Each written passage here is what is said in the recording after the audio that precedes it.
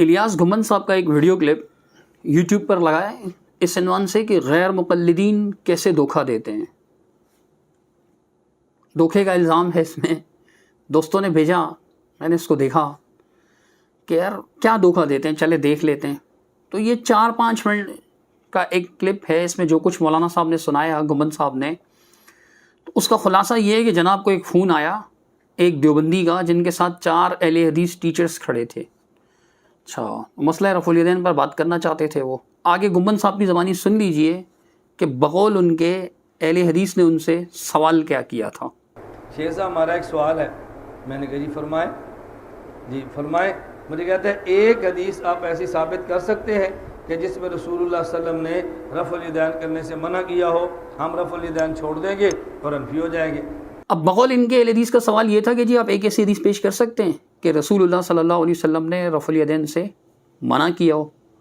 تو گھمن صاحب نے اس سوال کا جواب کیا دیا یہ آپ انہی کی زبانی سن لیجئے.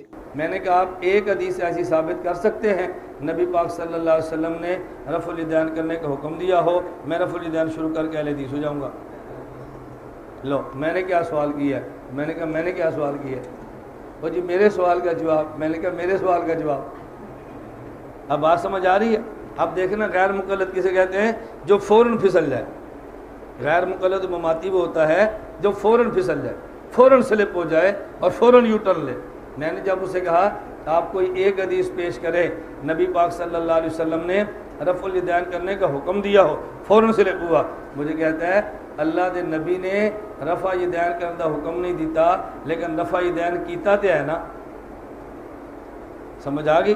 نبی پاک صلی اللہ علیہ وسلم نے رفع الیدین کرنے کا حکم نہیں دیا, رفع الیدین کیا تو ہے نا. میں نے کہا حضور نے منع نہیں کیا لیکن حضور نے چھوڑا تو ہے نا. اب گھمن صاحب نے اس کا جواب یہ دیا کہ جی میں نے کہا آپ ایسی حدیث پیش کر سکتے ہیں جس میں رفع الیدین کرنے کا حکم ہو, میں رفع الیدین شروع کر کے اہل حدیث ہو جاؤں گا. تو پھر آگے سے گھمن صاحب نے یہ سنایا کہ جی غیر مقلد کسے کہتے ہیں جو فوراً پھسل جائے, فوراً سلپ ہو جائے, فوراً یو ٹرن لے. میں نے کہا حضور نے منع نہیں کیا لیکن حضور نے چھوڑا تو ہے. یہ گھمن صاحب خود کہہ رہے ہیں, آپ سن بھی چکے ہیں.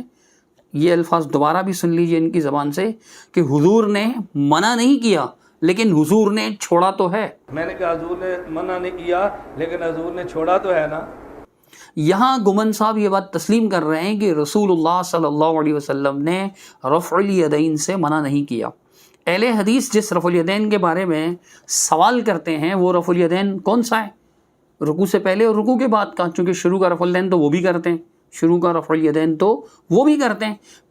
پہلے رکوع سے پہلے اور رکوع کے بعد کے رفع الیدین کے بارے میں تو وہ یہ بات کہہ رہے ہیں گھمن صاحب. میں نے کہا حضور نے منع نہیں کیا لیکن حضور نے چھوڑا تو ہے. جب رسول اللہ صلی اللہ علیہ وسلم نے رفع الیدین سے منع نہیں کیا, گھمن صاحب اس بات کو تسلیم کر رہے ہیں, لیکن الزام یہ لگا رہے ہیں کہ بھئی اہل حدیث غیر مقلد کسے کہتے ہیں جو فوراً یو ٹرن لے لے, فوراً سلپ ہو جائے, فوراً پھسل جائے. حالانکہ خود گھمن صاحب دوسرے مقام پر یہ دعویٰ کرتے نظر آتے ہیں کہ رسول اللہ صلی اللہ علیہ وسلم نے منع کیا ہے. ایسے ہی کسی مناظرے کی کارروائی سنا رہے ہیں اپنی دوسری جگہ پر, تو اس میں کیا ارشاد فرماتے ہیں آپ ان کا یہ کلپ سنیے. اس میں یہ بتاتے ہیں کہ جی ہمارا مناظرہ تھا اور ایسے تھا اور ایسے تھا.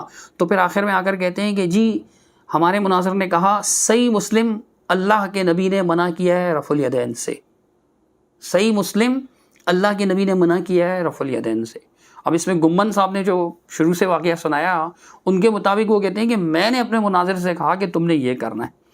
تو اب یہ گھمن صاحب اس بات کی کو خود اپنی زبان سے بھی بیان کر رہے ہیں کہ جی صحیح مسلم اللہ کے نبی نے منع کیا رفع الیدین سے. سن لیں آپ, دیکھیں. جو ہمارا مناظر تھا نا 5 منٹ, میں نے کہا 20 کی کتابیں لائن پہ لگا دو, ایسے کتابیں سیدھی کر دو.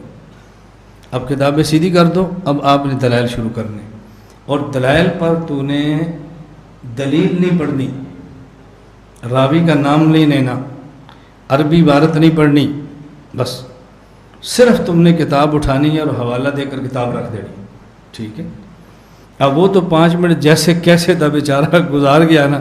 جب ہمارے مناظر کی باری ہوئی نا, صحیح مسلم اللہ کے نبی نے منع کیا رفع الیدین سے. چلو اب یہاں کہہ رہے ہیں کہ صحیح مسلم نبی نے منع کیا رفع الیدین سے, اور وہاں کہہ رہے ہیں کہ جی منع تو نہیں کیا, حضور نے منع نہیں کیا. نہیں، اہل حدیث کے سامنے ہی ایک بار کہہ رہے ہیں کہ منع کیا، ایک بار کہہ رہے ہیں کہ منع نہیں کیا. اب دھوکہ کون دیتا ہے آپ فیصلہ کر لیں.